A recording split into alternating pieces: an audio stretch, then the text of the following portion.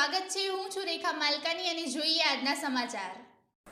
પરસ્ત્રીના પ્રેમમાં પડેલા પતિ શિક્ષિકા પત્નીને માર મારતા નોંધાઈ મહિલા પોલીસ સ્ટેશનમાં ફરિયાદ।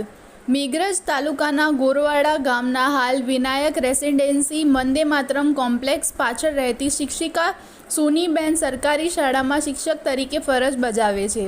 તેનો પતિ તેની પાસે દહેજ પેટે ₹20,27,500ની રકમ રોકડ ચેક તેમજ ફોનપે દ્વારા લઈ લેવા છતાં પત્નીને મારઝૂડ કરતો હતો, જે બાબતે સોનીબેને સસરા, સાસુ, દિયર, જેઠાણીને આ અંગે વાત કરતા તેઓએ પણ તેમના પતિનું ઉપરાડું લઈ મારઝૂડ કરતા હતા।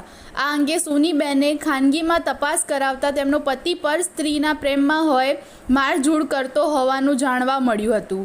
આ અંગે નાયબ જિલ્લા પોલીસ વડાને શિક્ષિકા પત્નીએ ફરિયાદ કરતા તેમણે મોડાસા મહિલા પોલીસ સ્ટેશન ખાતે ફરિયાદ આપી હતી।